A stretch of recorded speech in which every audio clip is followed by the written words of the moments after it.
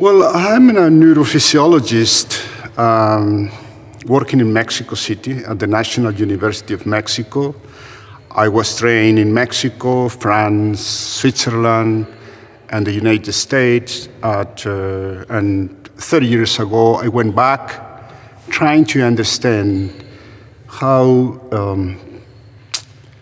something that happens outside of my body is represented into the brain, and how this representation transforms into experience, memories, and can be used by the brain to make decisions. Decision making is a very interesting issue which requires knowledge in my brain, an evaluation of something that happens outside of me. As you are talking to me, I'm trying to evaluate your questions and making responses, decisions about your questions.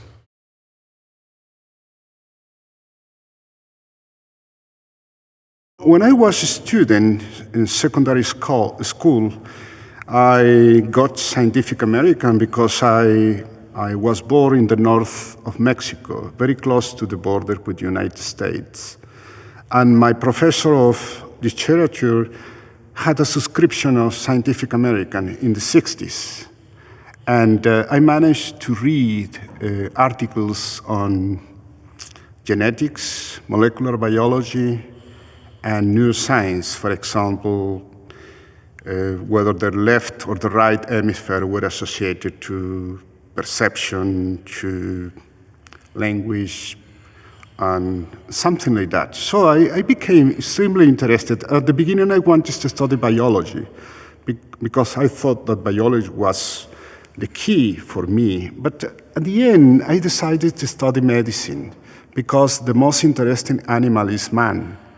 And so I went to the medical school, but with the idea of studying medicine. So I studied medicine thanks to my wife, because we were started together, and she gave me all the notes and everything. I was always in a lab. And so I decided to become a scientist, a neuroscientist, but I didn't know what, because it depended of the context of in my country, the type of research that the people were doing.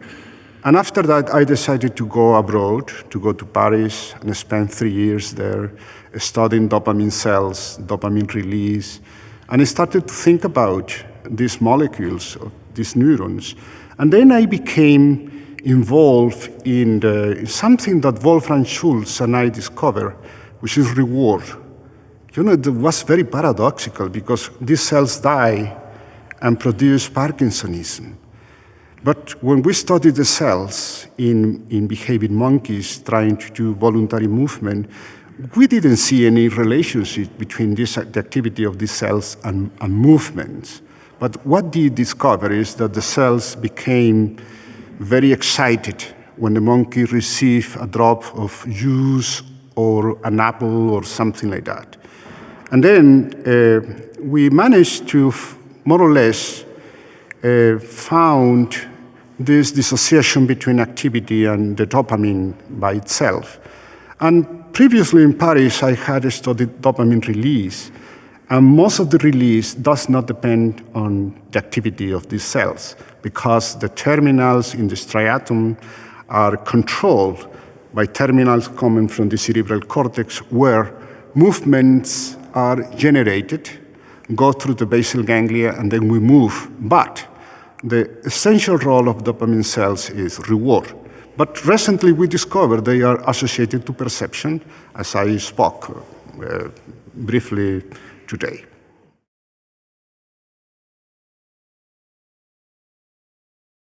Well, I think we have made a lot of progress right now, identify the neurons associated with sensation, perception, reward, working memory, decision-making. But we don't have the big picture yet, because we study circuits, one after the other. And until very recently, we are trying to obtain an holistic, dynamic image of the activity of our brain. And precisely, when Nikos designed the fMRI for the monkey, we thought that was a wonderful technique because we could manage to link the recording of cells with the bold activity of the whole brain and get the holistic image of what the brain is doing, but still are in the middle of that debate.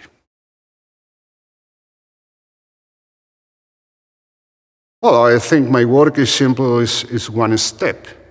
And I'm very happy to provide some foundations from the new generation. I do remember quite well my mentor, Vernon Mountcastle, who was a leader in neuroscience in the United States from 60s to 90s.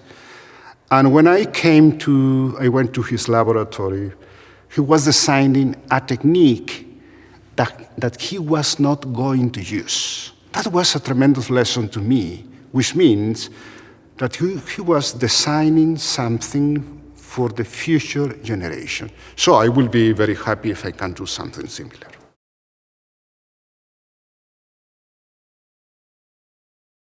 He has not only influenced me, my own research, that many people, because Nikos' ideas and implementation, experimentation are broad. For example, designing techniques. In my case, personal case, he was working perception in the visual system. I'm using the somatosensory system as a model. It's more humble, more modest, but more precise.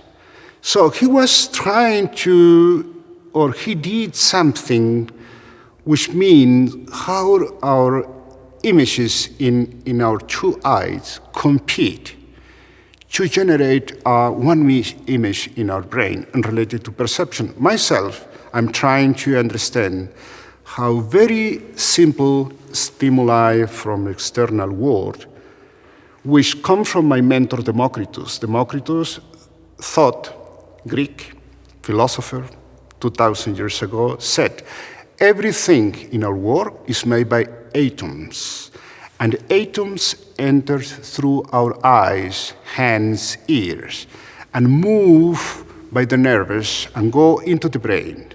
And this organization produces isomorphic images. For example, that is what I see you right now, because your image is constructed by atom. Of course, now we say action potentials, nerve activity. So Nikos influenced a lot these ideas in order to understand basic functions related to cognition, something that we do every day, seeing, hearing, touching, thinking, memorizing, deciding, etc., etc.